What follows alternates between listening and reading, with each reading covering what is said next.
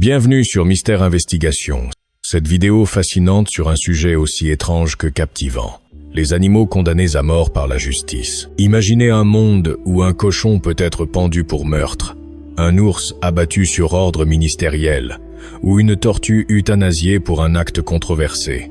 Préparez-vous pour une exploration détaillée, laissez un like et abonnez-vous si vous aimez Concept. Commençons par le numéro 10. Un cas ancien qui illustre parfaitement la folie médiévale.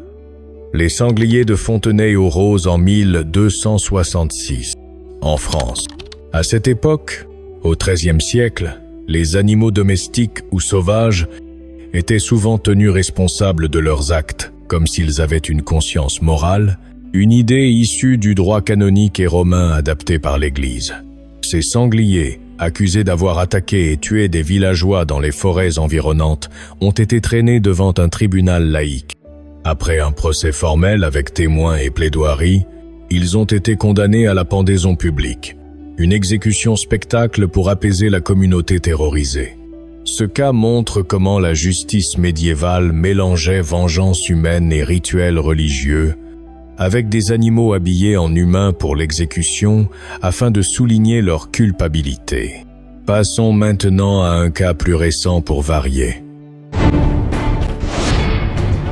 Numéro 9. La tortue serpentine de l'Idaho en 2018. Aux États-Unis, un professeur de sciences nommé Robert Crossland a fait scandale en nourrissant un chiot malade avec cette tortue vivante devant ses élèves, dans un lycée de Preston. L'affaire a éclaté via les réseaux sociaux, menant à une enquête pour cruauté animale. Bien que le professeur ait été acquitté, les autorités ont ordonné l'euthanasie de la tortue par un vétérinaire, arguant qu'elle représentait un danger potentiel et que l'incident violait les lois sur le bien-être animal. Ce cas a divisé l'opinion publique, certains y voyant une leçon de biologie naturelle, d'autres un acte barbare, et il a relancé les débats sur l'éthique en éducation.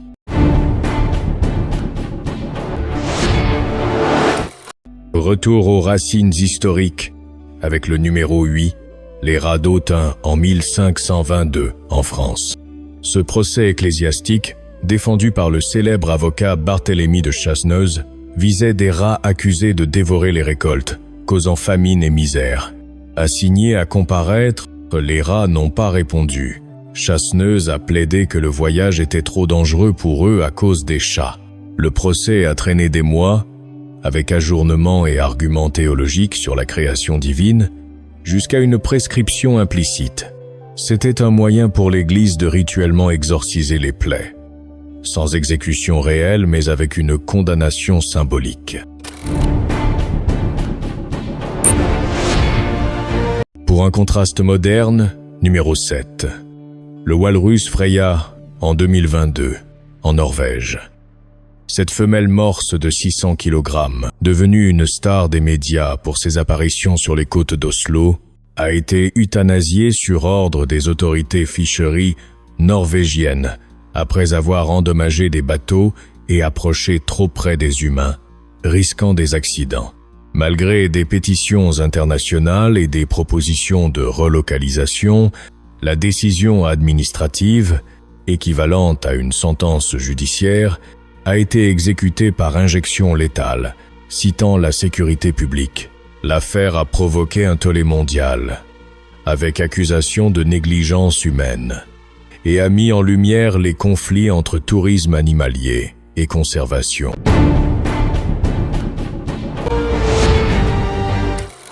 Numéro 6. Le coq de Bâle, en 1474, en Suisse.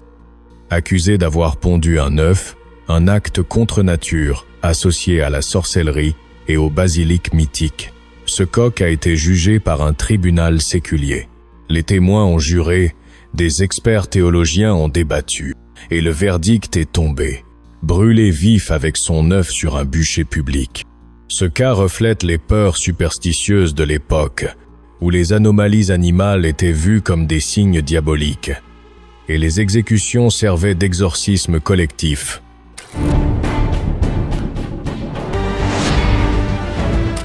Numéro 5. la girafe Marius en 2014, au Danemark.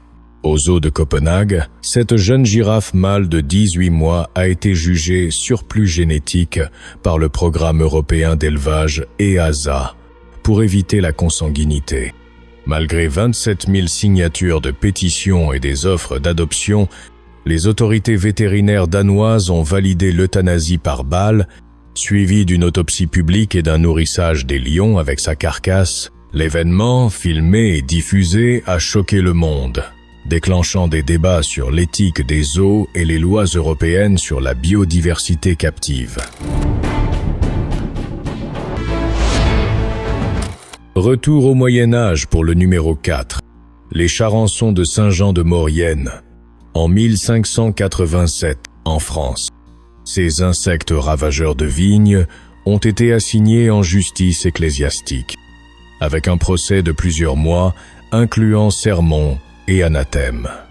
Condamnés à l'excommunication et ordonnés de quitter les lieux sous peine de mort divine, c'était une façon rituelle de combattre les plaies agricoles sans exécution physique, mais avec une sentence spirituelle qui influençait les paysans.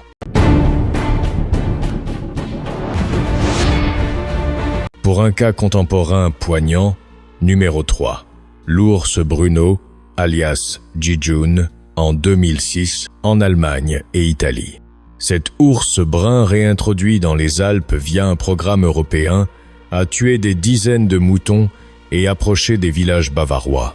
Le ministre de l'Environnement bavarois a signé un Abschussverfügung, un ordre officiel d'abattage, le condamnant à mort. Traqué par des chasseurs mandatés, Bruno a été abattu le 26 juin, malgré des protestations écologistes. Ce cas illustre les tensions modernes entre conservation de la faune et protection des communautés rurales, avec des implications légales internationales. Numéro 2. La truie de Falaise en 1457, en France. Cette sot, accusée d'avoir dévoré le visage et le bras d'un nourrisson, a été jugée par un tribunal laïque. Habillée en vêtements humains pour symboliser son crime, elle a été mutilée, groin et pattes coupées, puis pendue publiquement. Ces 6 porcelets ont été acquittés pour manque de preuves de complicité, montrant une justice nuancée même pour les animaux. Ce cas, documenté dans les archives, révèle comment les porcs, souvent errants dans les villages médiévaux, étaient les plus fréquemment jugés pour homicide.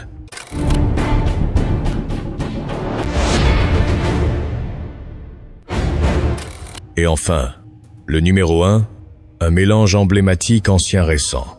Le Puma Pwing 2 en 2022, en Californie, États-Unis. Ce célèbre cougar urbain de Los Angeles, star des caméras de surveillance et symbole de la vie sauvage en ville, a été capturé après des attaques sur des chiens et des signes de maladie.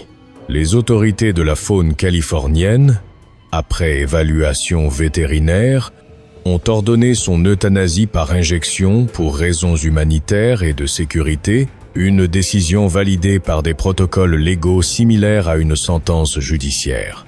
Pwing 2 avait traversé des autoroutes et inspiré des campagnes de conservation, rendant son exécution un moment de deuil national.